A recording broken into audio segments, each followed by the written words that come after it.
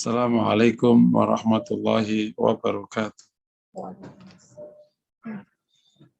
Innal hamdalillahi nahmaduhu wa nasta'inuhu wa nastaghfiruh. Wa na'udzu billahi min shururi anfusina wa sayyiati a'malina. Asyhadu an la ilaha illallah wa anna Muhammadan abduhu wa rasuluh.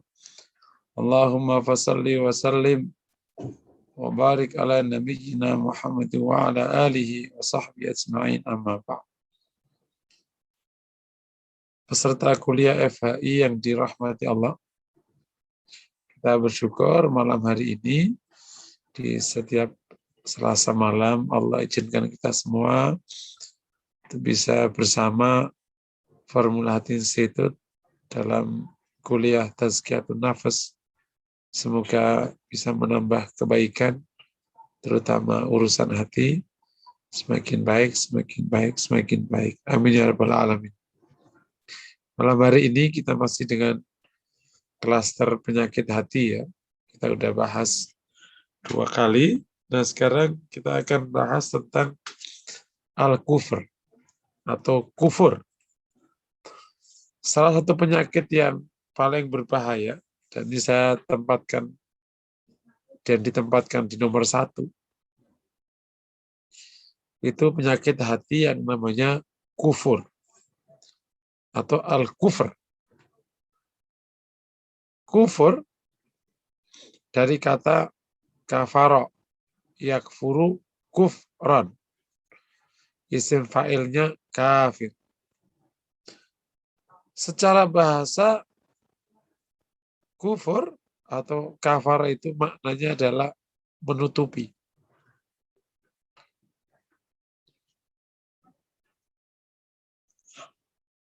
Jadi disebut kafir itu menutupi karena dia adalah menutupi hakikat kebenaran. Asli makna kufur itu adalah menutupi perkara-perkara dari hakikatnya atau dari kebenarannya. Makanya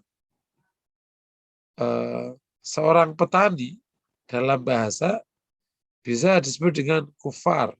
Kayak a'jabal kuffaro nabatu di Quran. Yang membuat para petani itu, tumbuhan itu membuat kagum para petani. Loh, kenapa kok petani diistilahkan kufar? Karena dia adalah menutupi benih dengan tanahnya. Sama-sama punya pekerjaan namanya menutupi. Nah, kufur yang kita masuk di dalam penyakit hati ini adalah al-kufur al-istilahi, bukan al-lughawi. Yang secara istilah, yakni menutupi hakikat kebenaran. Dan menutupi hakikat kebenaran yang paling besar dan berbahaya adalah menutupi hakikat kebenaran Allah Subhanahu wa ta'ala. Yani al-kufru anillah atau billah. Kufur kepada Allah. Karena hal yang paling benar dalam hidup ini adalah Allah. Artinya apa? Bahwa seorang pencipta, hal pertama yang harus ditemukan adalah seorang hamba, hal pertama yang harus ditemukan adalah penciptanya. Untuk kemudian ditaati. Makanya Allah itu al-khaliq, kemudian al-ilah. Makanya ada tauhid rububiyah, ada tauhid uluhiyah. Termasuk menutupi hakikat kebenaran yang cukup besar adalah hakikat kebenaran para nabi. Termasuk kebenaran Rasulullah SAW. Makanya yang menutupi hakikat kebenaran Rasulullah ditetapkan oleh Allah sebagai kafir. Laqad kafara alladziina qalu. Ya, itu kebenaran tentang Allah ya, yang dianggap punya anak dan lain sebagainya. Naudzubillah min dzalik. Termasuk hakikat kebenaran tentang kitab Allah dan seluruh kandungannya.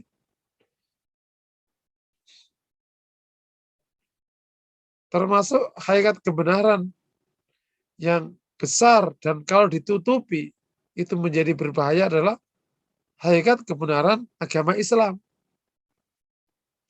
Makanya yang menutupi kebenaran tentang Allah, menutupi kebenaran tentang Rasulullah, tentang kitab Allah, tentang Islam, disebut dengan kafir. Karena dia menutupi kebenaran. Kufur juga bisa bermakna menentang dan membohongkan. Karena asal kata atau asal makna menutupi kebenaran, maka akhirnya mengingkari atau menentang kebenaran. Disebut dengan ingkar. Jadi al-asal fil ma'nal kufri adalah as-sitr. Wa yuqalu al-kufru bil ingkari wat takdzib. Dan juga dikatakan kufur sebagai pengingkaran dan mendustakan. Karena dia menutupi kebenaran, maka dia mengingkari kebenaran. Kemudian membohongkan kebenaran. Bisa dipahami ya? Oleh karena itu, dari kufur itu, nanti banyak lahir penyakit-penyakit yang bisa jadi menimpa orang mukmin. Apa itu? Menutupi kebenaran. Mukmin, tapi punya sifat kelakuan menutupi kebenaran.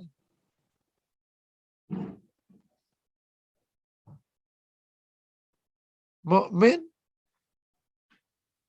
ngaku muslim, tapi punya sifat mengingkari kebenaran. Makanya nanti turunan pertama dari sifat kufur itu namanya al-kibr. Kesombongan. Dan sifat kufur sama sombong itu kayak adik kakak. Kita perhatikan iblis ketika mengingkari Allah, sekaligus akhirnya sombong kepada Allah. Karena itu kayak adik kakak aja udah, sejoli. Begitu dia kufur,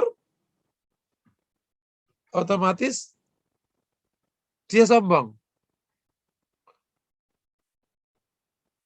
Mungkin nggak kufur tapi nggak sombong? Mungkin ketika kufurnya pasif. Karena, mohon maaf ada penjelasan, karena kufur ini sifat, maka ada yang punya sifat dan mengimplementasikan sifatnya. Sehingga menjadi af'alul kufur, perbuatan kufur. Nah, yang lebih bahaya adalah ketika kufur itu berubah menjadi agamanya dia. Ideologi dia. Ideologi dia adalah menutupi kebenaran. Atau ideologi dia adalah kufur. Dan akhirnya mengimplementasikan sifat kufurnya menjadi perbuatan kufur. Yakni menentangi orang-orang mukmin dan menentang kebenaran. Nah, tentu sifat kufur pertama kali yang kita maksud dalam ini adalah al-kufur al-imani. Yakni kufur yang bersifat iman. Itu yang dinyatakan oleh Ibnu Qayyim bahwa di salah satu risalahnya adalah sifat baik pertama kali itu adalah iman kepada Allah. Dan sifat buruk pertama kali adalah kufur kepada Allah. Nah, kenapa kok itu menjadi penyakit hati? Bagaimana mungkin seorang yang dicipta mengingkari penciptanya? Bagaimana orang yang dicipta, diadakan, diurus, dipenuhi kebutuhannya, malah menutupi hakikat penciptanya. Dengan bahasa lain, tidak mengakui penciptanya. Dengan bahasa lain, mengingkari penciptanya. Dengan bahasa lain, mendustakan penciptanya. Itu namanya sakit. Kalau kufur itu dia pasif, masih mending. Tetapi kufur jarang yang pasif. Begitu dia mengingkari, maka dia berbuat mengingkari. Langsung. Ketika dipanggil untuk diperkenalkan dengan Tuhannya, maka dia tidak mau menolak panggilan itu. Itu yang kemudian diisyaratkan oleh Al-Quran. Ketika bicara tentang mukmin, kafir, dan munafik. Ulaika ala hudan min rabbihim wa ulaika humul muflihun. Innal ladzina kafaru sawa'un 'alaihim a'andzartahum am lam tundzirhum fahum la yu'minun. Udah ketutup. Awalnya dia menutupi dirinya dari kebenaran, akhirnya dirinya tertutupi dari kebenaran. Paham ya? Berawal dari dia menutupi hakikat kebenaran, akhirnya dia benar-benar tertutup dari kebenaran. Bahkan kebenaran yang awalnya dia menutupi, sekarang dia yang tertutupi. Jadi dia sudah tidak lagi sanggup melihat kebenaran. Makanya sawa'un 'alaihim a'andzartahum am tundzirhum fahum la yu'minun. Sudah sama antara kau kasih ikhtar dan tidak kau kasih ikhtar, dia tetap tidak beriman. Khatamallahu ala qulubihim. Allah telah memateri hati mereka.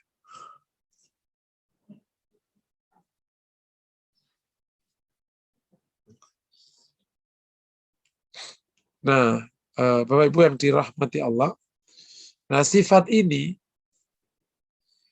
bahaya sekali. Karena kayak kalau misal diibaratin itu kayak kanker. Atau mungkin kayak gula. Bisa nyerang kemana-mana. Begitu kufur, terus kemana-mana. Melahirkan sifat-sifat buruk yang lain. Dan melahirkan af'al al-kufur, perbuatan-perbuatan kufur yang lain.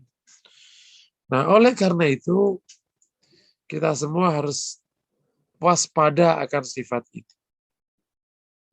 Dan kalau sifat ini masuk di jantungnya, ya orangnya langsung jadi kafir. Misalnya ada orang mengingkari Allah, ya seketika langsung. Itu kan awalnya dia mungkin di hatinya, lama-lama diputuskan. Mungkin awalnya berbisik, lama-lama putus mengingkari Allah. Itu namanya murtad kalau bicara syariatnya.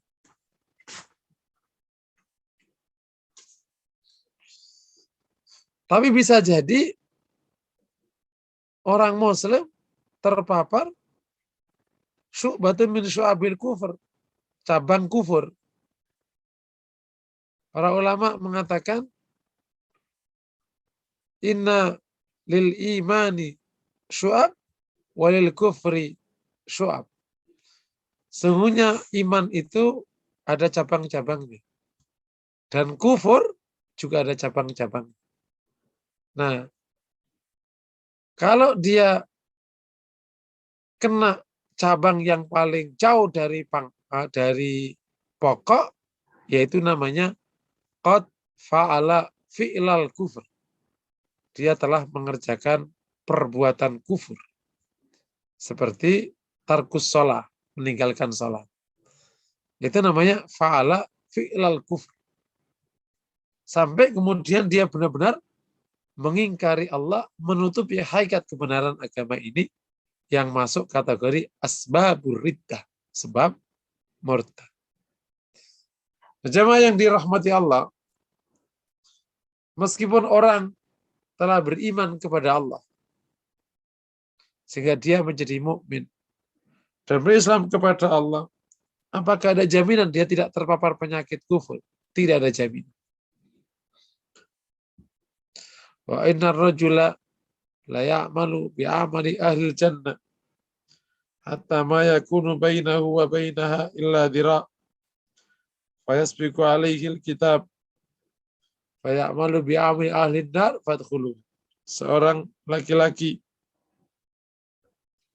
telah melakukan perbuatan ahli surga sampai tidak ada jarak antara dia dengan surga kecuali satu dhira. Kemudian didahului oleh keputusan Allah, kitab Allah. Maka dia mengerjakan perbuatan ahli neraka, maka dia masuk neraka. Apalagi yang syu'batul kufur, cabangnya kufur. Maka setiap pelanggaran kepada syu'batul iman, sesungguhnya itu adalah menanam atau mengembangkan syu'batul kufur. Jadi otomatis gitu. Begitu cabang iman itu tidak tumbuh atau patah, maka langsung tumbuh satu cabang kufur. Disinilah perlunya hati-hati kita. Kita perlu hati-hati. Jangan sampai jadi sifat atau penyakit. Apalagi sampai masuk yang pokok. Gitu. Karena begitu masuk yang pokok, udah bahaya sekali. Yang atas aja, yang cabangnya kufur, itu sudah mulai bahaya.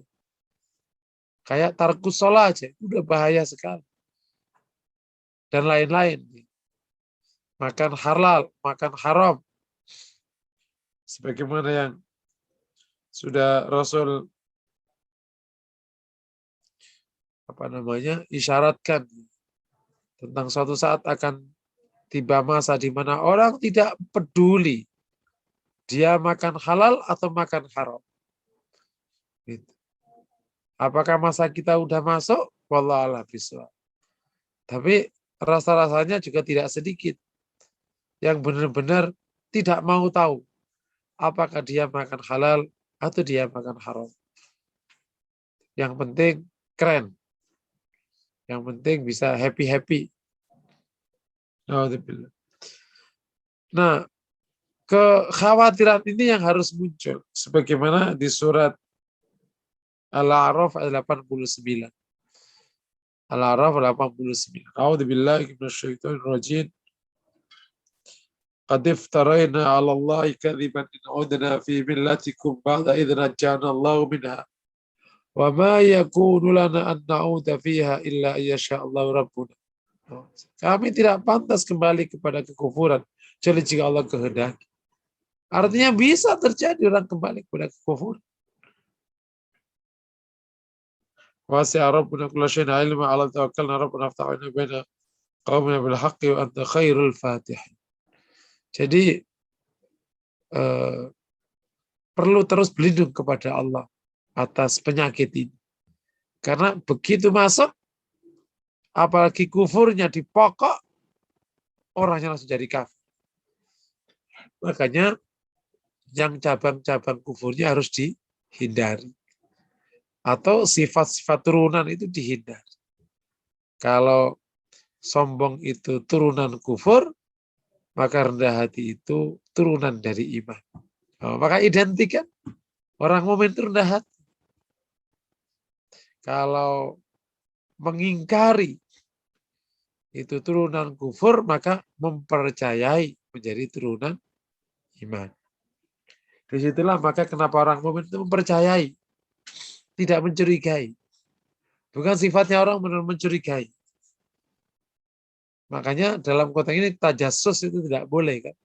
Tajassus itu nyari-nyari kesalahan orang. Karena bukan begitu sistem hidupnya orang mukmin itu. Tidak tajassus.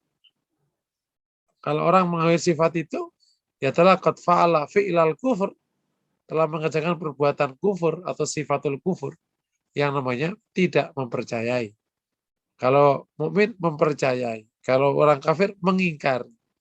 Terus mendustakan. Kalau sana berarti kan mempercayai, ya, mengingkari sama mendustakan. Sehingga nanti ada turunan-turunan yang lain yang secara otomatis akan masuk menjadi deretan dari penyakit hati. Sampai poin ini sudah tergambar ya, kufur itu kayak apa, sifat atau penyakitnya. Sebelum kita bahas selanjutnya, silakan kalau ada pertanyaan. Fadhal. Jazakallah khair Ustadz untuk paparan awal dari kuliah Tazkiyatun Nafs kita pada malam hari ini, bahasan tentang kufur. Semoga sudah ada gambaran bagaimana kufur itu bisa hinggap di dalam jiwa dan bersemayam di dalamnya, mungkin ya untuk kurun waktu beberapa waktu. Kalau kita tidak mengkikisnya mungkin akan tetap hidup di sana. Ini sudah ada peserta kuliah yang raise hand, Ibu Sarah. Kepada Ibu Sarah dipersilakan untuk membuka mic-nya. Bismillahirrahmanirrahim. Assalamualaikum warahmatullahi wabarakatuh. Tadi Ustadz menjelaskan bahwa kufur adalah sifat. Bisa saja sifat ini artinya hinggap atau nempel sekalipun pada orang mukmin gitu, orang beriman. Yang disebut tadi Ustadz bilang bahwa adalah salah satu penyakit hati. Apakah setelah menempel di orang mukmin ini sifat kufur ini, dia akan menjadi seorang apa artinya statusnya itu menjadi kafir atau bagaimana? Kemudian yang tadi ayat Al-Baqarah ayat 7 tadi, khatamallahu ala qulubihim wala sam'ihim wala absarihim, itu berlaku untuk semua atau memang hanya untuk orang kafir saja gitu? Jazakallah khair. Assalamualaikum warahmatullahi wabarakatuh. Waalaikumsalam. Yang pertama, jika kufurnya kepada usuluddin, pokok-pokok ajaran agama, itu orangnya langsung jadi kafir. Itu yang saya katakan tadi. Kalau sifat kufurnya atau penyakit kufurnya itu memasuki jantung, saya nyebutnya jantung, itu langsung menyebabkan orangnya menjadi kafir. Itu yang tadi saya sebut, yang masuk kategori asbabur riddah. Awas ingat ini istilah ini. Masuk kategori sebab-sebab murtad. Tapi kalau keingkarannya, pengingkarannya itu masih di dalam kategori cabang, dengan bahasa lain, yang tidak masuk kategori sebab murtad. Dengan bahasa lain, yang tidak memasuki pokok-pokok ajaran agama, maka itu tidak menyebabkan orangnya kafir. Tapi ya dia telah melakukan tindakan kufur. Contoh, misalnya tadi, setiap cabang iman yang tidak dikerjakan, maka setiap itu pula cabang kufur tumbuh. Tergantung cabang iman yang mana yang tidak dikerjakan. Kalau cabang iman kedua, iman kepada Rasul tidak dikerjakan, ya kafir dia. Tapi kalau misalnya cabang iman ke-60, 61, atau 60, wala, misalnya. Ya ini mencintai mukmin apa gitu. Ya berarti tidak sampai kafir. Bisa dipahami ya. Ini yang soal pertama. Yang kedua, apakah khatamallahu ala qulubihim itu berlaku hanya orang kafir? Iya, aslinya pada orang kafir. Tetapi jika orang muslim kok mulai berpenyakitan penyakit kufur sehingga dia akhirnya menjadi kafir, ya berlaku padanya. Orang supaya dalam konteks kesehatan. Kalau penyakit kufur itu kan penyakit yang mematikan. Kanker misalnya. Tapi mungkin nggak ada orang tidak kanker tapi sampai sebahaya kanker. Mungkin. Awalnya flu. Terus flu-nya terus merembet kemana-mana. Saya kayak gitu. Ya udah bisa jadi. Atau awalnya cuma tekanan darah. Terus merembet ke jantung, merembet ke apa gitu ya, kayak gitu-gitu. Jadi sampai nanti ketika menjadi kafir ya berlaku khatamallahu ala qulubihim. Sudah terpatri hati mereka, tertutup. Oleh karena itu sebagaimana saya sampaikan, hati-hati dengan bab ini, maka harus dijaga yang sifat baik. Makanya saya dulu pada sering mengatakan, kalau engkau tidak bisa melaksanakan, tolong jangan menentang hukumnya. Jangan menentang hukumnya. Gitu. Misalnya kayak waris. Kalau nggak mampu melaksanakan, jangan, wah waris ini nggak adil. Beda, itu nentang namanya. Termasuk yang lain-lain lah, yang biasanya ibu-ibu sensitif sekali. Ya. Jangan menentang. Karena kau ini hamba Allah. Gitu. Taat aja sama Allah. Gitu. Dan seterusnya. Wallahu a'lam bishawab. Demikian Ibu Sarah jawaban dari Ustadz Muhsin Fauzi. Mudah-mudahan sudah lebih jelas. Jazakallah khair, Ustaz. Oh iya. Baik, kepada peserta kuliah lain, apabila ingin bertanya, boleh raise hand dan menuliskan pertanyaannya di chat room. Saya cek dulu Ustadz sebentar. Sepertinya belum ada yang raise hand dan bertanya di chat room. Mungkin bisa dilanjutkan Ustadz. Tafadhol. Oke. Nah, sifat ini atau kita nyebutnya penyakit ini ya, seperti yang saya katakan tadi, itu bisa bentuknya sampai level perbuatan. Nah, ada beberapa tingkat. Yang pertama, jika sifat kufur ini disertai dengan perbuatan-perbuatan kufur. Itu agak berbeda dengan sifat kufur yang hanya di hati sendiri tanpa ada perbuatannya. Sebenarnya kufur pasif. Dah, gitu.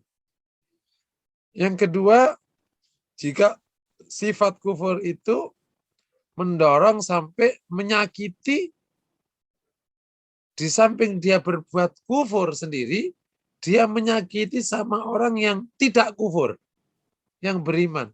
Ini lebih bahaya lagi. Sifat kufur ini lebih bahaya lagi ketika dia meyakini kufur itu menjadi kebenaran. Sehingga akidahnya adalah kufur. Lebih bahaya. Ada sifat kufur tapi ngakui bahwa ini salah. Tapi ya kufur aja tetap.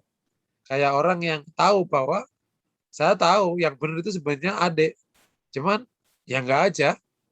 Nah, itu beda dengan yang dia tahu bahwa yang benar adik dan saya meyakini saya yang benar, dia yang salah.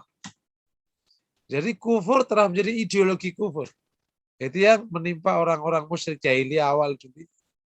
Meyakini bahwa menyembah Lata Uzza itu benar. Disitulah maka akan ada tingkatan-tindakan tentang berbahayanya kufur. Tentu yang paling terakhir, lebih paling bahaya ketika kufur, itulah kebenaran. Pertanyaan berikutnya, kok bisa ada sifat ini atau penyakit ini? Paham ya? Tadi poin sudah kita bahas. Banyak sekali sebab, bahkan kondisi yang memungkinkan penyakit ini tumbuh di hati manusia secara umum.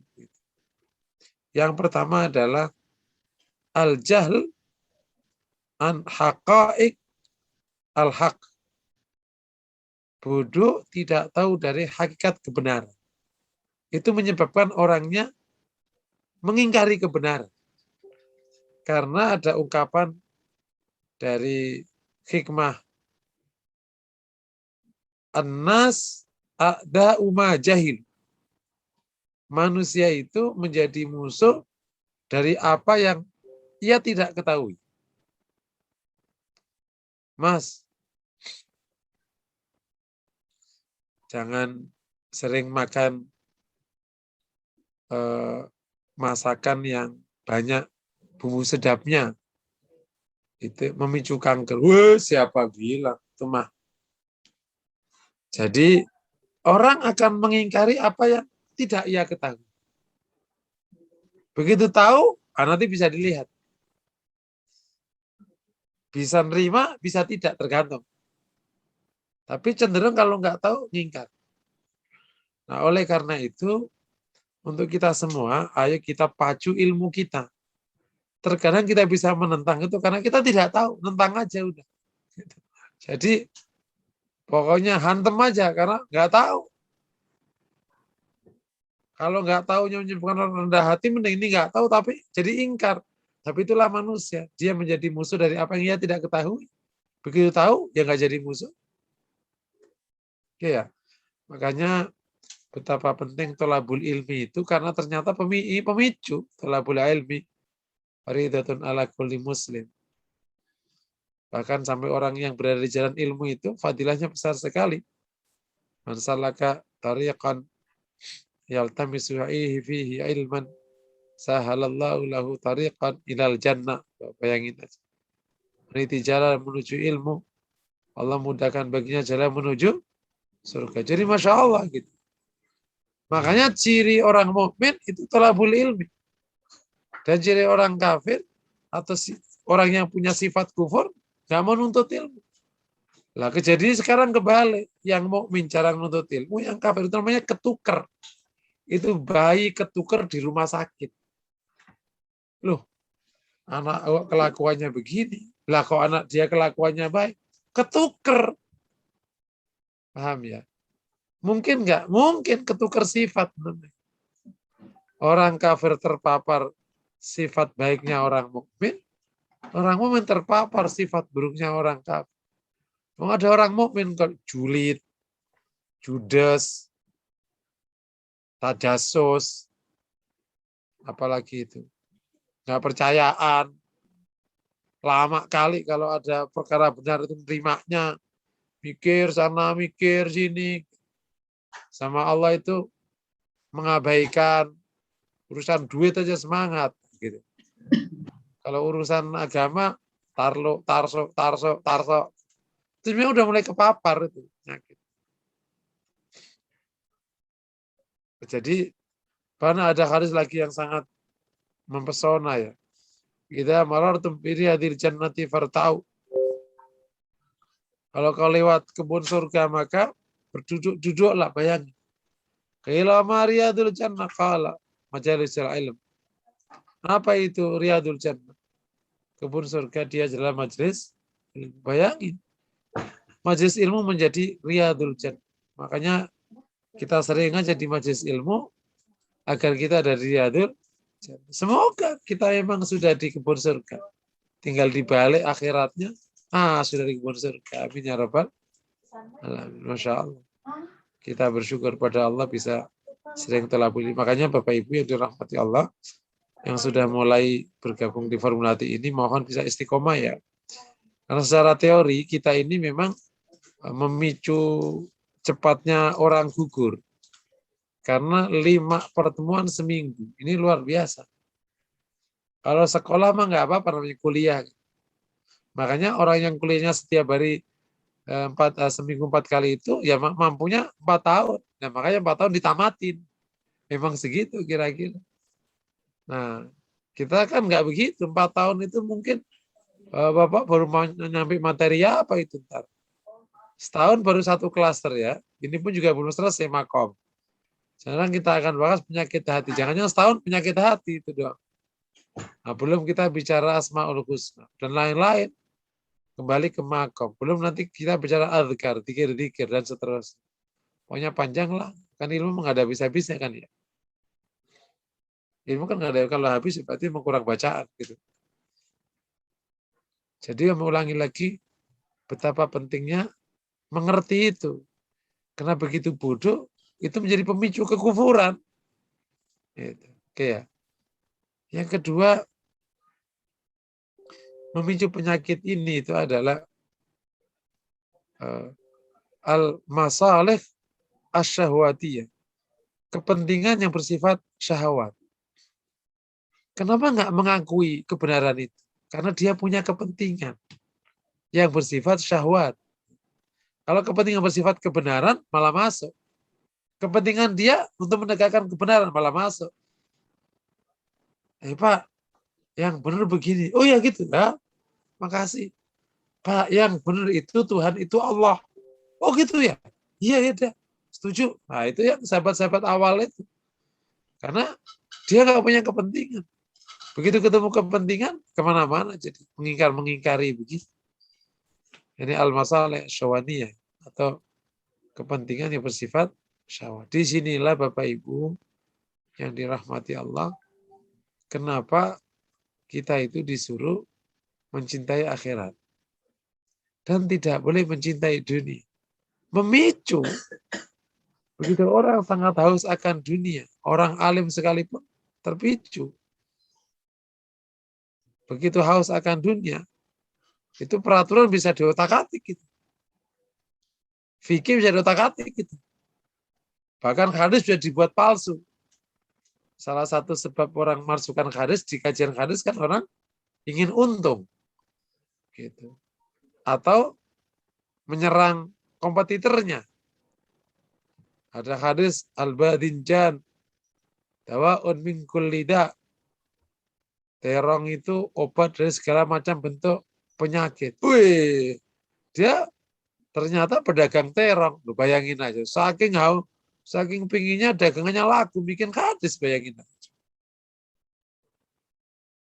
Jadi syahwatnya melebihi imannya. Ya udah sampai begitu. Ada seorang laki-laki melihat anaknya itu dihukum ya sama gurunya di sekolah, langsung bikin hadis. Syirarukum wa'alaikum sibyanakum. Orang paling buruk adalah orang yang mengajar anak-anak kalian. Gitu. Saking bencinya sama gurunya tadi. Bikin hadis. Naudzubillah. Nah, termasuk kepentingan-kepentingan yang lain yang membuat orang menutupi kebenaran. Nggak insaf, nggak fair. Itu juga menimpa di konteks ideologi, kan menimpa ahlul kitab yang menutupi ayat rajam. Karena ada kepentingan menyelamatkan keluarga. Ketika dialog dengan Rasulullah SAW. Oke ya, itu sebab yang kedua. Sebab yang ketiga, penyakit ini datang karena bergumpalnya dosa dan kesalahan. Ini dari bawah ini. Saking dia menggumpal ya, kan mengeras,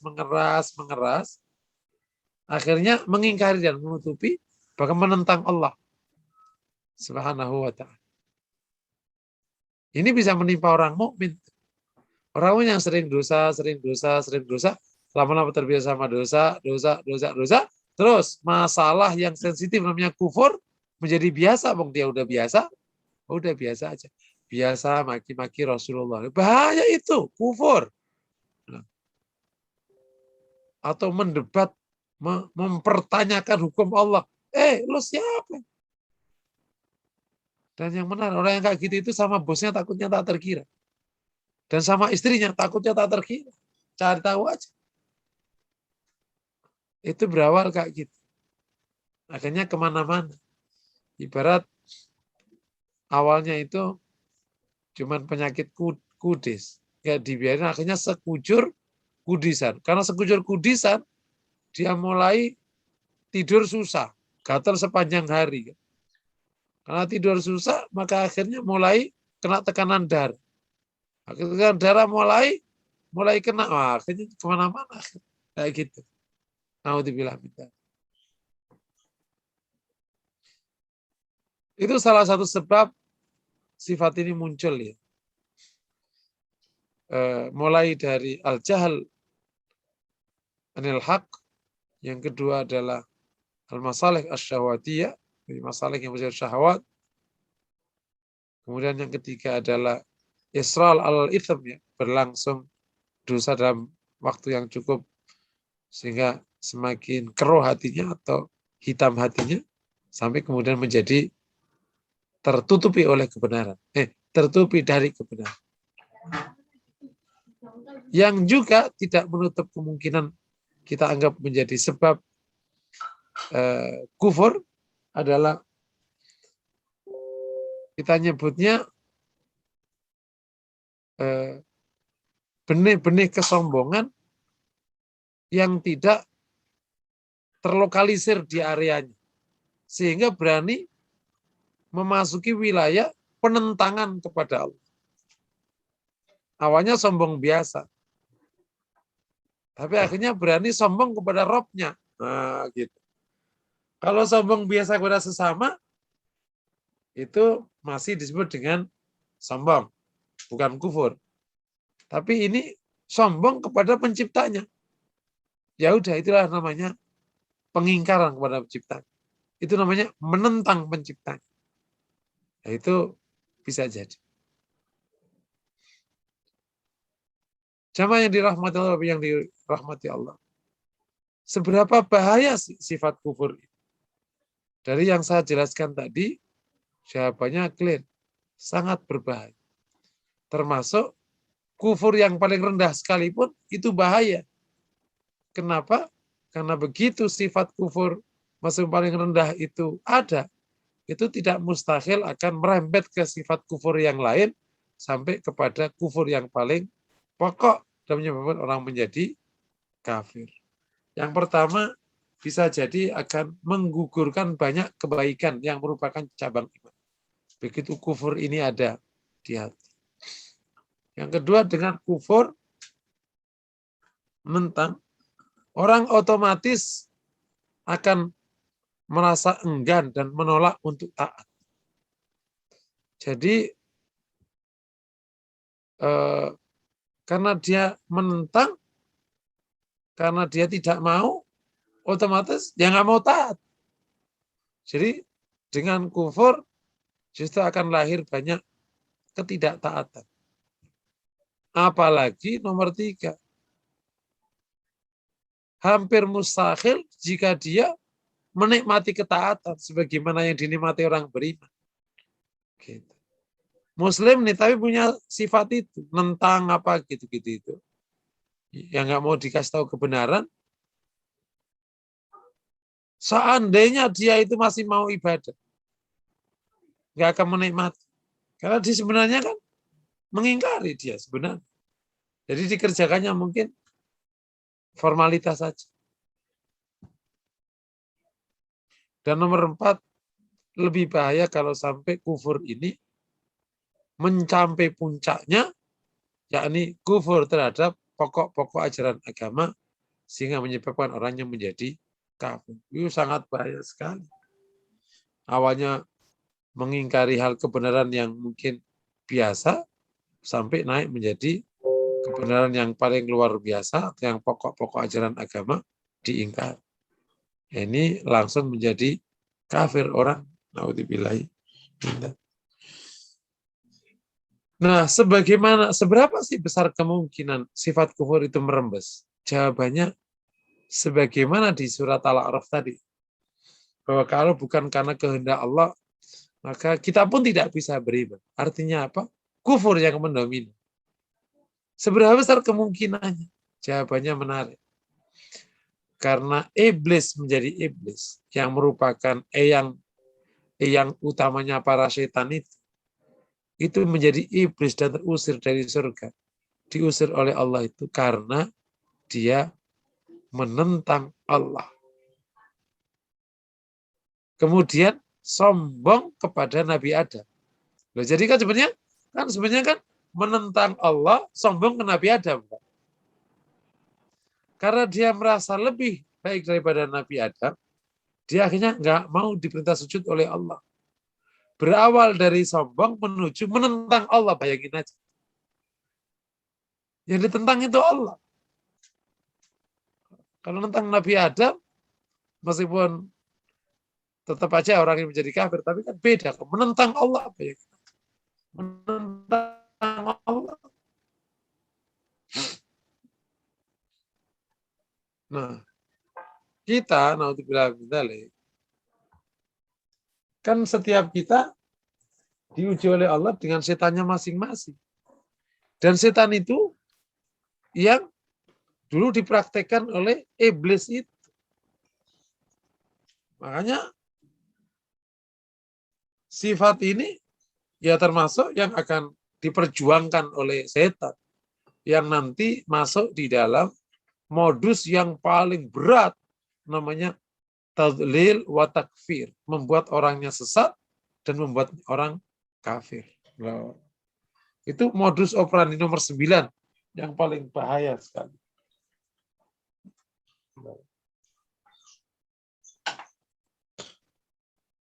Dan bagi orang mukmin atau orang muslim itu harus diwaspadai, karena tidak ada orang yang punya jaminan dia beriman sampai akhir hayat.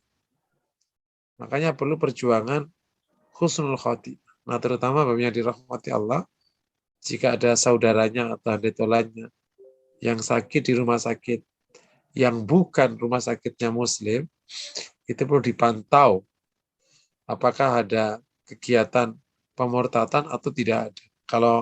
Kalau tidak ada, bersyukur, alhamdulillah. Kalau ada, harus hati-hati.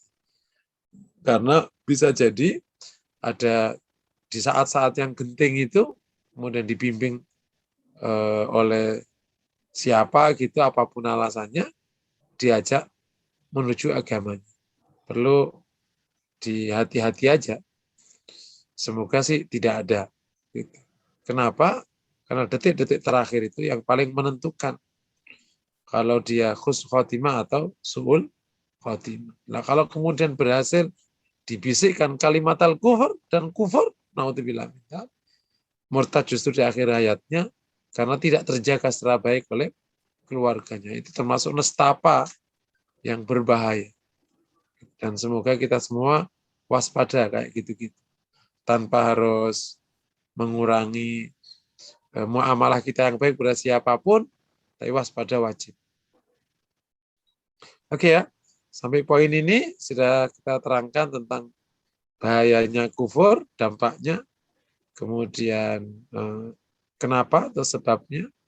Kita juga sudah sampaikan tentang kemungkinan terjadinya sifat ini tetap besar sekali, meskipun kita sudah beriman atau mukmin, tetap karena memang penggodanya sebenarnya anak turunnya yang dari dulu itu, sehingga kalau bisa dimodusin sampai takfir wa tadlil, wah setannya seneng banget.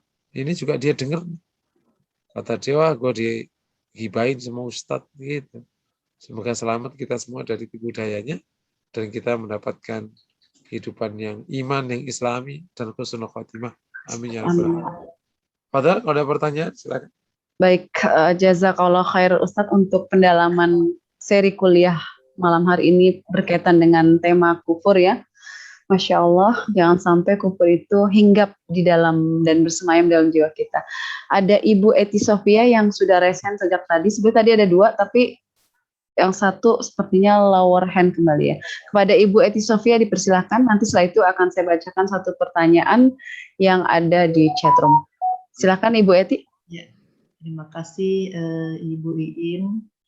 Bismillahirrahmanirrahim. Assalamualaikum warahmatullahi wabarakatuh. Terima kasih. Tadinya saya mau bertanya penyebab kufur tadi, sifat-sifat penyakit hati. Namun Ustadz barusan sudah menjelaskan beberapa penyakit hati, jadi sedikit tercerahkan, terkurangi pertanyaannya. Mungkin pertanyaan saya solusi untuk preventif dan kuratif, Ustadz. Karena teman-teman saya tuh masih ada yang berpendapat bahwa mengenai pendidikan sekolah itu Kristen itu memang dalam tanda kutip umumnya memang beberapa orang sekolah Islam juga bagus gitu ya, kedisiplinannya lebih bagus gitu ya dibanding sekolah negeri dan sekolah Islam. Sampai ada kasus teman saya di kantor ini real, karena sejak SD, SMP, SMA beasiswa dia diajak masuk ke Kristen dan dia tidak tega karena kehutangan budi gitu, sehingga dia pindah. Udah saya rayu-rayu bahwa itu jangan dikorbankan, tapi tidak bisa gitu Ustaz. Itu mungkin perlu solusi dan bagaimana ya solusinya itu menurut Ustadz gitu untuk kuratif, untuk penyelesaian dan preventif sehingga tidak terjerumus gitu, tidak mindsetnya itu duniawi kan kalau memang sekolah-sekolah Kristen lebih bagus gitu, dibanding sekolah Islam. Terima kasih Ustadz. Assalamualaikum warahmatullahi wabarakatuh. Waalaikumsalam. Sebenarnya kasus ini itu di sekitar kita hari-hari. Ya, kalau dalam bahasa lain, kalau bukan karena Allah jaga, gampang sekali sebenarnya untuk ngelimpang gitu, gampang sekali. Jadi perlu dipahami ya, sebelum saya jawab secara khusus, antara sifatul kufur dengan af'alul kufur. Ya. Sifat kufur yang menjadi bahasan penyakit hati ini dengan perbuatan kufur. Kalau perbuatan kufur itu kan hasil dari sifat kufur. Begitu dia punya sifat kufur, cenderung akan berbuat kufur. Itu yang akhirnya menjadi murtad atau enggak murtad. Karena ada perbuatan kufurnya. Termasuk perbuatan hatinya ya. Awalnya dari sifatnya itu. Sifat menutupi kebenaran. Atau sifat menentang Allah. Menentang kebenaran. Nah, termasuk menentang para rasul dan lain sebagainya.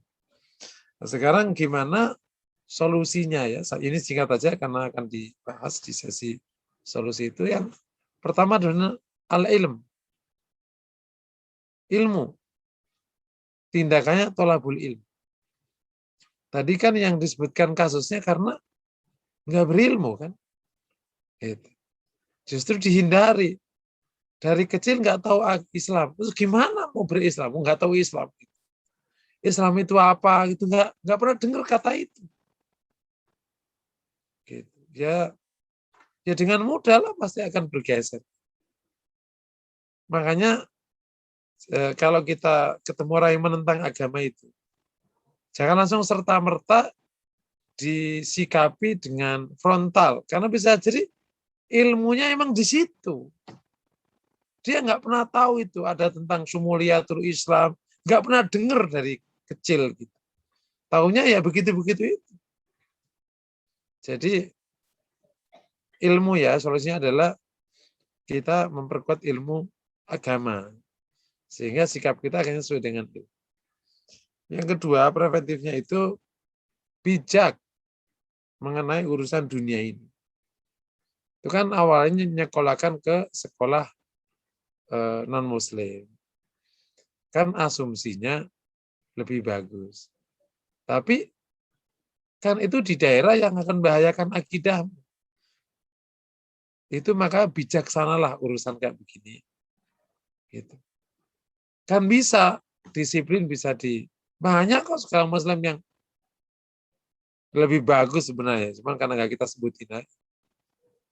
Kalau yang masih ada ketemu kayak gitu, emang kurang bergaul itu istilahnya. Kecuali itu omongan tahun 80 ya. 80 masih mending. Emang sekolah-sekolah Islam tidak semaju sekarang. Sekarang sekolah Islam maju-maju. Disiplin-disiplin, bagus-bagus.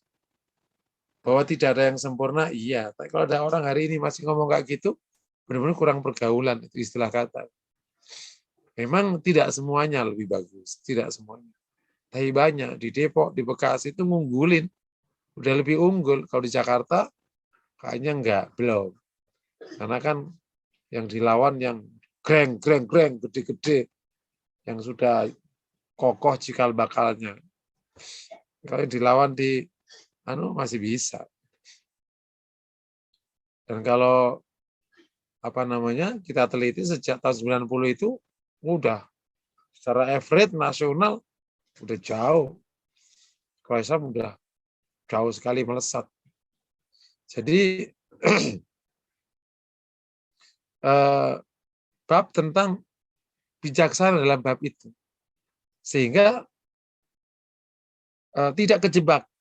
Tadi kan karena tidak bijaksana, masuk, kejebak udah kadung di ujung, nggak bisa ngapa-ngapain. Termasuk nomor 3 itu adalah bijaksana dalam menentukan pergaulan dari awal. Ya kan, almar'u ala dini khalilihi. Menurut saya itu sesuai dengan agama teman-teman.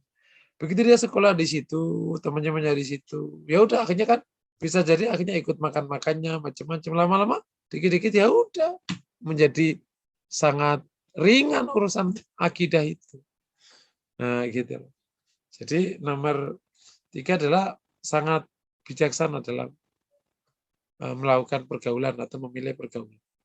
Itu mungkin beberapa yang bisa saya sampaikan. Wallahu a'lam bishawab. Silakan. Ya, terima kasih. Jazakallah, Ustaz. Oh iya. Assalamualaikum. Waalaikumsalam warahmatullahi wabarakatuh. Baik Ustadz, saya bacakan pertanyaan yang di chatroom dari Ibu Min Rianingsih. Assalamualaikum Pak Ustadz, ada yang menyatakan bahwa Allah itu tidak ada dalam Al-Quran. Maksudnya apa dan apakah itu biasa disebut sudah kufur dan bagaimana kita menyikapinya?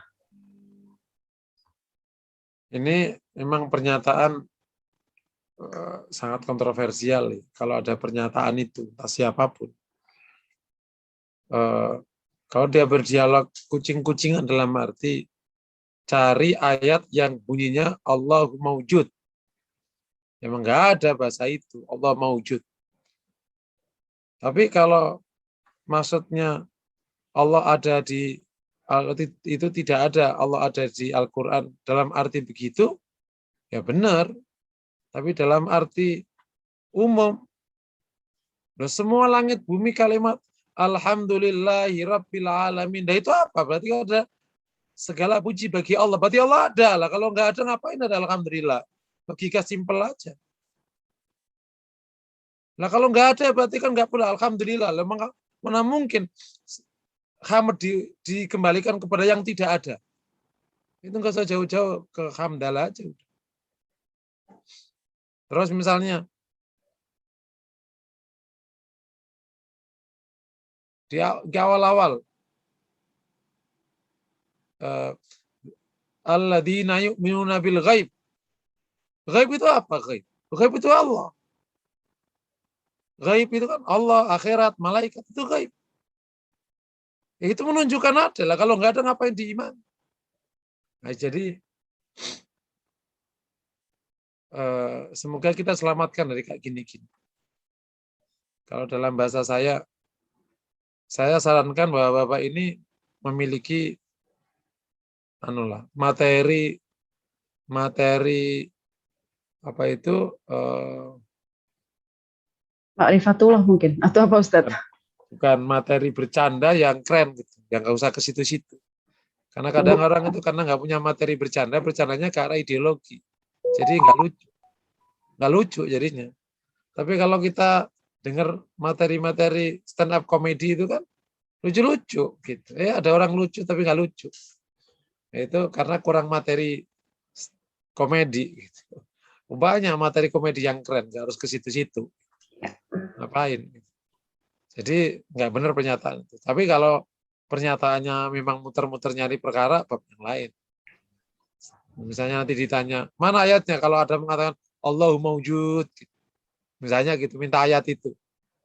Wallahu a'lam. Ya, baik. Demikian jawaban dari Ustadz untuk pertanyaan Ibu Mindrianingsih. Semoga lebih jelas.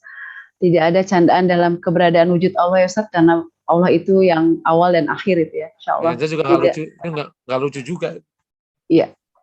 Baik, ini dari Ibu Siva Ginting. Assalamualaikum Ustadz. Jika seseorang menganggap semua yang dia dapatkan untuk pekerjaannya yang bagus dan dengan hartanya yang banyak, dia menganggap kalau itu karena hebatnya dia, karena dia pintar dan lain-lain, dan tidak ada hubungannya karena Allah yang memberikan kemudahan padanya. Apakah ini termasuk kafir atau kufur, Ustadz? Ini sudah dicontohkan oleh Quran ya Ustadz, atau bagaimana? Tafadhol Ustadz. Iya, kalau ada orang kayak gitu itu sebenarnya sudah terpapar penyakit kufur. Terpapar penyakit kufur. Nah, apakah orangnya jadi kafir? Nah, tadi yang dari awal katakan. Orang yang terpapar penyakit kufur itu bisa jadi orangnya kafir dan bisa jadi tidak sampai menjadi kafir. Tergantung kufurnya ada di posisi mana. Nah, kira-kira dari cerita yang Ibu tadi sebutkan kelihatannya sih masuk kategori kufur nikmat itu baru. Levelnya kufur nikmat. Belum kufur billah gitu. Kan kalau kufur kepada Allah tidak sama dengan kufur binikmatillah. Kufur dengan nikmat Allah. Kelihatannya masih kufur nikmat Allah gitu. Jadi menutupi semua karunia ini bahwa itu pemberian Allah, dianggap dirinya, semuanya dirinya. Sebenarnya ini kesombongan. Kesombongan itu sebenarnya kan adiknya kufur kan ya, yang tadi sudah saya jelaskan awal. Allahu a'lam bishawab. Baik, jazakallah khair Ustadz untuk jawaban pertanyaan tadi. Izin saya melanjutkan pertanyaan dari Ibu Sari Wulan. Ustadz, jika ada anak sampai usianya sudah dewasa yang tidak paham agama, lalu ibadahnya menjadi tidak patuh, apakah orang tuanya ikut berdosa karena orang tuanya tidak paham agama juga dan belajar agamanya ketika anak-anaknya sudah berumah tangga? Mohon pencerahannya Ustadz. Jadi gini, ketika orang tua tidak tahu gimana lu? Ketidaktahuan itu bisa menjadi alasan orang tidak kena hukuman. Jika ketidaktahuan itu diterima, yakni sebuah ketidaktahuan yang diterima. Tapi kalau ketidaktahuan itu tidak diterima, maksudnya dia tidak dikasih peluang untuk tidak tahu, karena pada dasarnya dia itu bisa tahu. Maka ketidaktahuan ini tidak menyebabkan orangnya terhindar dari hukuman. Nah, orang sekarang, orang tua atau anak muda, kalau nggak tahu tentang Islam itu, tidak tahunya tidak diterima. Karena Anda dikepung oleh media berita tentang Islam yang 24 jam, tinggal buka Google itu berita semua lengkap tentang Islam. Nah, kau sampai nggak tahu, bukan karena nggak tahu, namanya nggak mau tahu. Nah, kalau kondisinya kayak gini, kayak gitu, maka kalau ada anak sampai tidak taat kepada Allah, melanggar agama dan macam-macam, orang tuanya ikut. Karena dia tidak bisa mendidik anaknya, tidak menjaga anaknya. Nanti di akhirat gugat-gugatan. Istilahnya itu gugat-gugatan istilahnya. Ya tentu masing-masing punya prosedur hisab masing-masing. Tapi Allahillah yaumaidin ba'dil ba'din adu. Orang yang saling menyayangi kelak di akhirat itu menjadi bermusuhan di antara mereka. Wallahu a'lam bishawab. Ya, baik. Berarti orang tuanya ikut bertanggung jawab ya Ustadz. Kalau sampai begitu. Jika dikaitkan dengan kisah Nabi Nuh dengan Kan'an yang ternyata berayahkan Rasulullah, seorang nabi gitu, itu tetap kufur. Apakah kepada apa pertanyaannya? Apakah? Enggak, ini saya jadi berpikir bagaimana dengan nasib Kan'an ketika dikaruniakan ayah seorang nabi, ternyata memang iman itu tidak bisa diwariskan. Itu apakah orang tua bisa berlepas diri ketika anaknya sudah dididik secara Islam akhirnya menjadi kufur di kemudian hari? Apakah masih terkena hisab juga sebagai orang tua, Ustaz? Ya, jika orang tuanya telah melakukan apa yang ia lakukan, sudah berusaha, kok anaknya tidak, itu orang tuanya sudah berlepas diri. Itu namanya iqamatul hujjah. Maka orang tua dan siapapun termasuk para alim ulama, para dai, itu sekira dakwanya tidak diterima, maka batas minimalnya adalah namanya iqamatul hujjah. Engkau telah mempunyai bukti dalil bahwa kau itu sudah berlepas dari dia karena sudah menyampaikan. Orang tua perlu iqamatul hujjah. Nah, ayo kita ngaji, nggak mau. Nah, ayo sholat, nggak mau. Dan dia nyatet itu, kapan dia ngajak itu, kapan nyuruh ini. Ditulis di buku itu hampir 100 halaman. Itu namanya sudah iqamatul hujjah. Ia sudah memenuhi sebuah bukti bahwa ia bisa lepas dari tanggung jawab itu karena saya sudah menyampaikan. Nah, gitu. Bahwa dia tidak mau urusan dia. Tapi kalau orang tuanya tidak menyampaikan, berarti dia akan kena keburukan anaknya karena belum memberikan bukti bahwa dia bisa lepas. Nah, itu namanya iqamatul hujjah. Ini istilah yang sudah populer dalam dakwah. Iqamatul hujjah. Rasulullah SAW telah iqamatul hujjah, sudah menyampaikan kepada seluruh umat manusia. Sampai ada orang tidak tahu, itu bukan tanggung jawab Rasul lagi. Karena Rasul sudah menyampaikan. Falibalil al-syahid al-ghaib, kata Nabi. Hendaklah yang datang menyampaikan kepada yang tidak datang. Nah, makanya Bapak Ibu yang dirahmati Allah yang ada di sini, mohon materi-materi kayak gini disampaikan ke orang lain. Itulah iqamatul hujjah.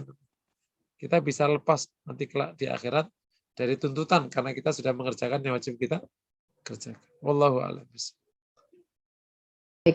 Jazakallah khair Ustadz untuk jawaban yang lebih dalam tadi tentang terkait tanggung jawab orang tua terhadap anak. Mungkin saya nambahin sedikit, Bu. Tafadhol Ustadz. Nah, khusus sekarang Bapak Ibu dirahmati Allah, sebagaimana kita tahu, kita rasakan, kita selami yang sama-sama kan kita kan di masa yang sama. Punya anak namanya generasi milenial. Terus punya anak namanya generasi Z, ya, yang lahir setelah 2010 ke atas. Jadi saya punya 2 generasi, generasi milenial dan generasi Z. Dan kita tahu perilaku anak milenial. Jadi kalau kita nyerah, belum sampai iqamatul hujjah, kita keseret. Jadi kita harus maksimal sampai iqamatul hujjah. Nah kalau dia nanti nggak mau, ya udah urusan dia. Kita udah kasih tahu, ajak sholat yang benar, akhlak kepada Allah, macam-macam. Kok nggak mau? Sudah disampaikan. Berapa kali sampai kemudian kita merasa udah di situ. Nah, gitu. Jangan sampai kita berlepas diri karena menghadapi anak yang cerewet, pusing, terus akhirnya enggak. Oh jangan, nanti kita malah kena. Jadi harus kita sampai ke tadi batas minimalnya namanya iqamatul hujjah. Kita sudah punya bukti bahwa kita bisa berlepas diri. Sekira-kira ditanya oleh Allah, kita tanya, saya sudah menyampaikan ya Allah. Dan Allah tahu. Allah tidak perlu tanya sebenarnya. Cuman kan kita yang memahamkan aja. Jadi selamat kita. Jangan sampai kita punya anak, tapi kita akhirnya terseret ke urusan anak gara-gara kita tidak kuat dalam mendidik. Gitu. Kalau you nentang aja, jangan seret-seret abi, gitu bahasa. Nah jangan sampai ayah ibunya ikut lemah, ikut-ikut nentang.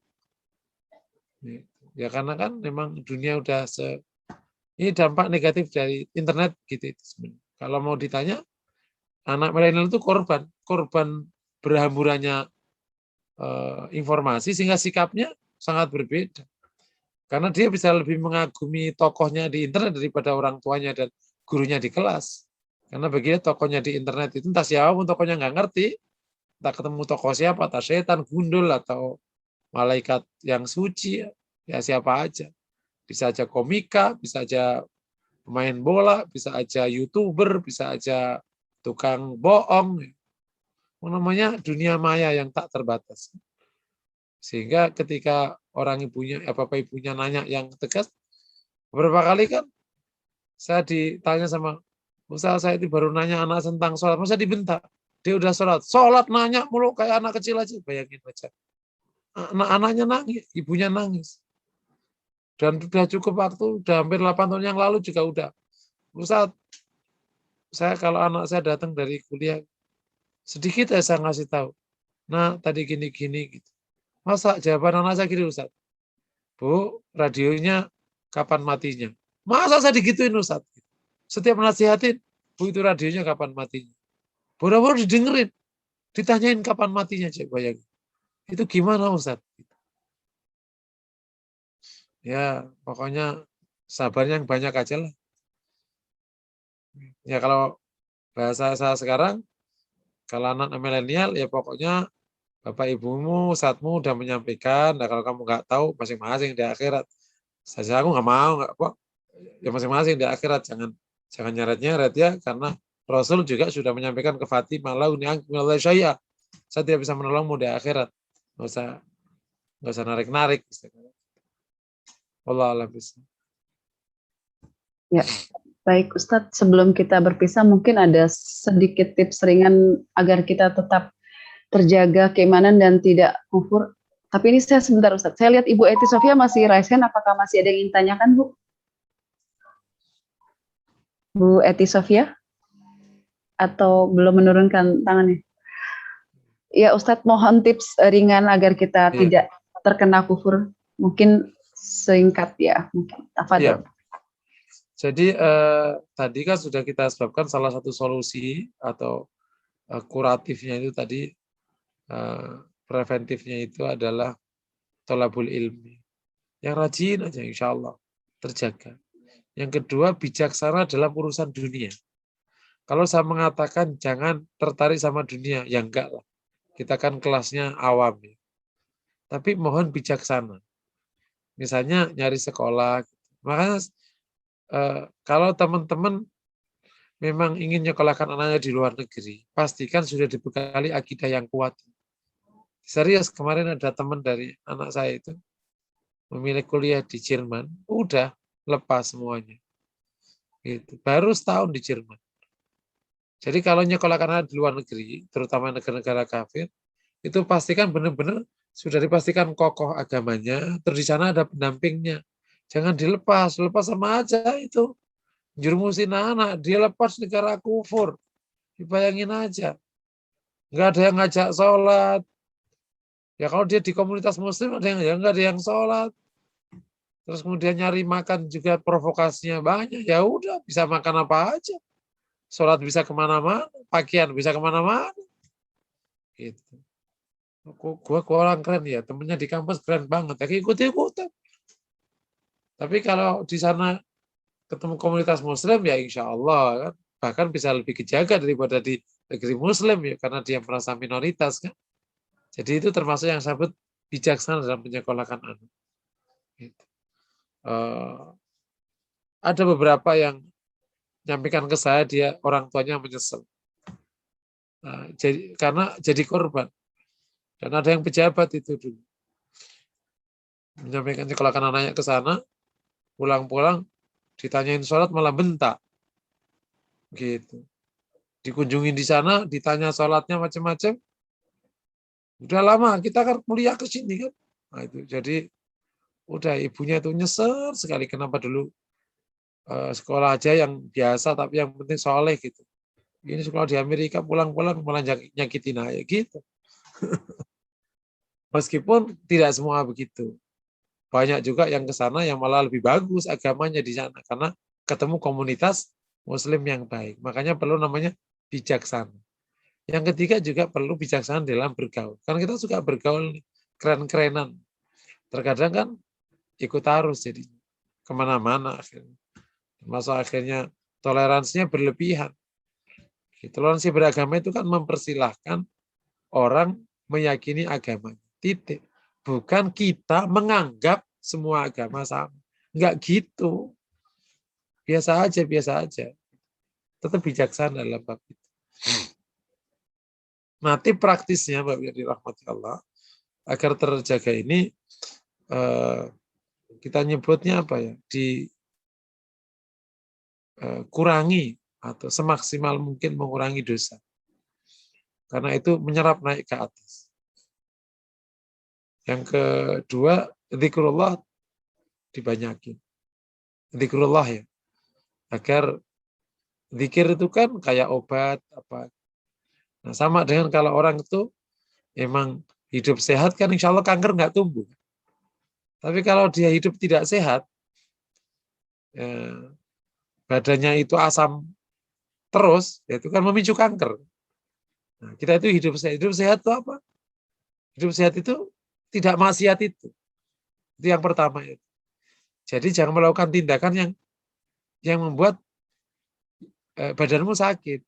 Makan yang nggak benar. Itu namanya tip yang pertama. Udah hidup sehat aja. Yang kedua, dikuatkan. Zikrullah. Banyak olahraga. Nah, zikir itu kan melembutkan hati. Gitu. Makan yang benar, melembutkan hati. Apa namanya? Zikrullah. Terus yang ketiga, mungkin tipnya agar terhindar adalah apa namanya? Setiap benih kecil dari unsur kesombongan, hentikan sebelum jadi besar. Karena sombong itu naik dikit namanya kufur. Gitu. Termasuk kufur nikmat. Itu hati-hati. Karena bisa kufur billah. Gitu. Ujub itu kan benih kecil sombong. Menganggap orang lain remeh itu sombong sudah. Menolak kebenaran itu sombong. Kalau udah ada itu, udah kemana-mana. Nah, jadi tipnya awasi sedikit mungkin benih sombong. Jangan sampai tumbuh. Jadi hindari maksiat, hidup sehat berarti ya zikrullah dan ada pemicu khusus itu mohon dihindari. Itu namanya kesombongan. Semoga Allah selamatkan kita dari penyakit ini. Penyakit kufur, apalagi sampai kufur yang berbuah menjadi perbuatan atau kufur yang akhirnya menjadi ideologi kufur diyakini sebagai kebenarannya sampai kemudian bahkan perbuatannya melampaui itu, yakni mengancam orang-orang yang tidak kufur, yaitu namanya kufur malah mengancam orang yang tidak kufur. Naudzubillah.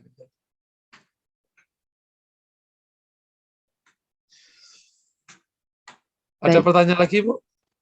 Sepertinya sudah terjawab semua pertanyaan, Ustadz. Oke, alhamdulillah. Oke. Alhamdulillah kita bisa sesuai dengan kesepakatan waktu kita. Alhamdulillah. Jazakallah khair untuk beberapa tips tadi. Semoga tips yang diberikan Ustadz untuk menghindari penyakit kufur ini bisa kita jalankan sesuai dengan kemampuan kita sampai target tercapai. Baik, izin saya menyampaikan informasi sebelum kita akhiri kuliah kita pada malam hari ini. Yang pertama adalah informasi bahwasannya besok ada majelis Rabu pagi, akhlak, seri kajian akhlak dan adab dengan tema akhlak yang jujur, mulai pukul 5.30 sampai selesai. Insya Allah bagi peserta kuliah yang malam ini hadir, apabila ingin bergabung dengan seri kajian akhlak dan adab, silakan sudah di-share linknya oleh Pak Adi di chat room. Dan juga di sini ada informasi investasi wakaf pesantren Formula Hati dengan spesifikasi paket wakafnya. Ada dituliskan di chat room, bisa dibaca kembali. Saya bacakan sedikit.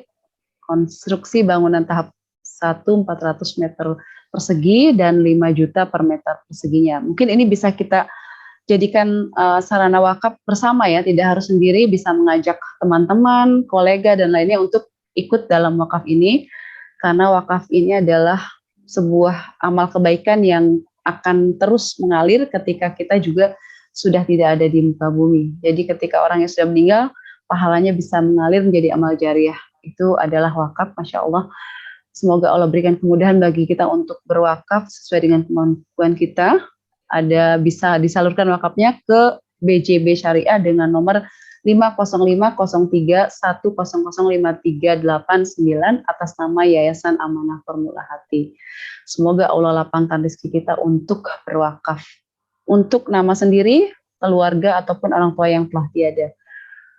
Kemudian untuk infak terbaik dakwah Formula Hati Institute bisa dikirimkan ke Bank Syariah Mandiri dengan kode 451 ke nomor rekening 700491734 atas nama Ibu Tri Yuli Purwantini dan konfirmasi di nomor handphone 0878 8943 7521. Semoga menjadi amal kebaikan bagi kita dan dapat pahala dari Allah Subhanahu wa taala. Baik, masih ada tersisa 2 menit, Ustadz mungkin berkenan memimpin doa sebelum kita berpisah, singkat. Jazakallah khair atas kesediaannya. Bapak Ibu yang dirahmati Allah, sebelum doa saya ingin sampaikan tadi mengenai kolaborasi amal saleh yang diinisiasi oleh komunitas kita ini. Itu tidak selalu harus dari diri kita langsung. Kita bisa menjadi agen kebaikan. Kalau saya pukul rata ya, kan di antara yang terdaftar di grup itu sekitar 800 orang kan, termasuk jejaring, dan yang aktif ikut kajian kan sekitar 100-an ya. Kadang 111, 12, kadang 70, 80, masing-masing beda-beda. Katakan 100-an. Itu kalau 3 miliar dibagi 100 kan masing-masing 30 juta. 30 juta itu kita bisa ngajak anak, ponakan, besan, mantu. Pas tuh 30 juta gitu. Jadi 1 jutaan dari 30 orang. Maksudnya Bapak Ibu yang dirahmati Allah, tidak selalu yang dari diri kita. Ya kalau kita mampu sih, Masya Allah. Supaya berharap segera kita eksekusi dan memulai satu program yang kami harapkan ini strategik sekali dan punya nilai jangkauan yang luas. Karena kita akan buat Ma'had Ali kan, pesantren-pesantren yang nanti siapkan menjadi ulama yang akan berdakwah di masyarakat. Sasaran saya akan saya tempatkan di masjid kecamatan, itu di setiap masjid kecamatan, bukan masjid kabupaten. Kalau masjid kabupaten biasanya sudah keisi orang-orang, masjid kecamatan, nggak sampai ke desa, karena kasihan kalau di desa. Jadi kalau itu terjadi, Masya Allah, syiar Islam luar biasa. Di Indonesia itu yang nggak bisa baca Quran hampir 65%. 65% itu belum bisa baca Quran. Penelitian dari IIQ atau apa? Artinya itu kan kita butuh. Gitu. Dan yang bisa online gini kan orang kota, orang desa mana ada online? Nggak ada. Jadi masih butuh menjemput bola. Makanya kalau kemudian kita bisa inisiasi amal ini, Masya Allah. Karena kalau ngandelin diri kita, nggak mampulah kita. Berapa amal kita? Kita ini belum membuat amal yang berlimpah-limpah. Gitu. Semoga kelak di akhirat berlimpah. Amin ya Rabbal. Jadi kan ulangi lagi Bapak Ibu, tidak selalu harus dirinya. Bisa ngajak itu. Kan pasti setiap keluarga ada 30-40 orang di keluarganya, ponakannya. Ada yang 200, 300, 400, 300, 400, terkumpul 30 juta. Udah insya Allah itu sudah jadi amal besar yang luar biasa. Satu titik dari sebuah amal besar insya Allah. Bapak yang dirahmati Allah, mari sama-sama kita akhiri dengan memohon kepada Allah, semoga Allah kabulkan doa kita. Astagfirullahaladzim, astagfirullahaladzim. Alhamdulillahirabbil alamin. Alhamdulillah. Salli wa sallim ala nabiyyina Muhammad. Allahumma ighfir lana wa tub alaina innaka at-tawwabur rahim. Lana wa liwalidina wa kama rabbawna shighara. Allahumma ati nufusana taqwa zakina khairun zakah ya rahman ya rahim. Allahumma hdina ila ahsanil akhlaq wa ahsanil la yahdi ila ahsaniha illa anta wasrif anna sayyi'a ila anta. Allahumma asina akibatana fil umuri kulliha. Allahumma ij'al akibata amrina khaira. Allahumma zakki nufusana wa ati nufusana taqwa. Rabbana atina fid dunya hasanah wa fil akhirati hasanah wa qina adzabannar. Wa sallallahu wa sallam ala Muhammad wa ala alihi washabbihi wasallam. Walhamdulillahirabbil alamin. Assalamualaikum warahmatullahi wabarakatuh. Waalaikumsalam warahmatullahi wabarakatuh. Amin ya Allah rabbal alamin.